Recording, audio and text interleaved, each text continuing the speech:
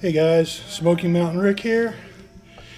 We got the Man of War compensator on. You do have to make sure that this is inverted from the flat side, and you will have to. This is a 2012 Ultra Limited, and you will have to change out this bolt to a Torx. The other bolt has flat, for lack of a better word, welded washer, and it's a little wide. I think the problem is there's holes here that lubricate the inside of that. So got that on, and I went from the original chain tensioner to this V-twin manual. The issue that I had with this one is I had to cut this bolt down because there's just no way to get it, in there and adjusted, because what happens is it bottoms out right there, and it looks like it's a good hefty piece. I mean, it's a nice piece of billet aluminum. It adjusts off these little teeth here that just move forward and grab on. But I went with the Hayden automatic tensioner. The problem with these automatic tensioners here is that they get too tight. I guess I don't know why they get too tight. They just guess when it cools down, the chain shrinks up, and when you start it up and it gets hot, I guess it moves forward to tighten it. So I don't know. Guys don't like them. Some guys don't like them, but I got the Hayden automatic tensioner here. These are shims right here. So what I'm going to do is I'm going to try this Hayden out for a while. This is a nice piece also, but I'm going to go with this automatic. It's got two springs, a small one and a larger one. Just goes in the hole right here. It's very, very simple. These shims right here, you have to put it on, measure the distance, and this probably needs to be shaped a little bit to get this down and on here, but yeah, I'll have to probably file this down. It's got some burrs on it here, but anyway, this goes in here and shims this part up, and basically it's pretty self-explanatory. You can see what it does. It just sits inside here and just bounces, man. It just bounces up and down on that spring, and as the chain, everything heats up in there. You have to measure this gap from here to the bottom of this. When you get it in to the primary, it's got to be like within 3/8 of an inch. So you also, when you do that, don't just measure it in one spot. You got to turn the engine over and check it in a couple spots, because there's going to be a tight spot. You probably want to measure off the tight spot and see how it goes. Also, you're probably going to have to run this. You can see with the older one, we got grooves here. That's going to get grooved out just like that. It's probably a 1/16 of an inch maybe, is what those grooves look like. Maybe not even that. But anyway, this is going to wear in after a couple 100 miles on it, and I'm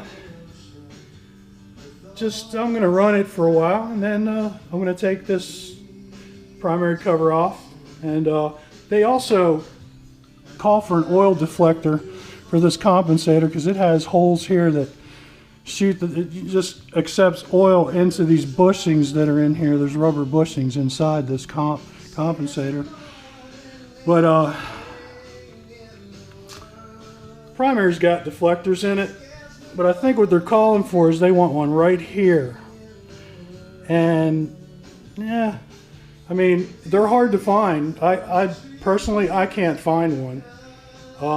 But I am going to use red line oil instead of 2050 primary oil. So that should work out pretty good. It's the red line oil that I'm going to use right here, primary case oil. So I'm going to run it. We're going to find out. This is going to be so much nicer, man. It's just, you know, the other compensator I think I showed you guys, it was beat up. It was pretty beat up. I don't know if I showed you in the last video or not, but I have it on the ground right here. And we're going to lose that thing. We're going to lose all of this stuff over here. You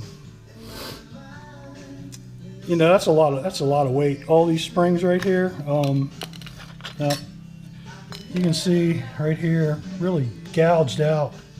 Not too bad there, but really gouged out right there. And you can see there's some wear marks on here. There's some gouges on here. So this wasn't working the way it should have been working.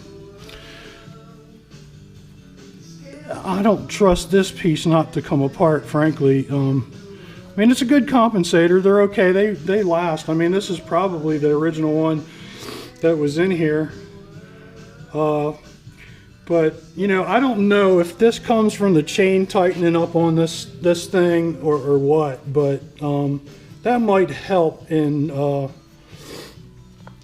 that might just help these things wearing because the chain gets too tight. But anyway, that's what the old one looks like. The new one, it's just kind of conical in the back. Probably can't see it, but it's just conical in the back. And it's got a spacer in the back and this little oil catcher in the front. And that's it. I mean, so we're gonna see how the Hayden M6 primary chain tensioner works out. It looks like a very easy, simple design. Like I said before, that one from V-Twin, this aluminum one, I mean, it's a good sturdy piece, but man, it is a pain to adjust. It comes with a much longer screw on the back of it. Like I said, I had to really I had to cut it down, number one. Number two,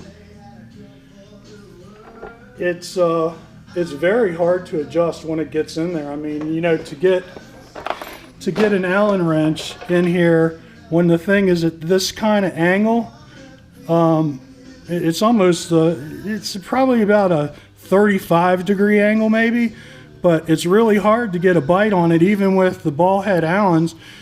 I think what you really need is almost an Allen key here that's cut down probably in half, but I don't really think that really worked too well either. But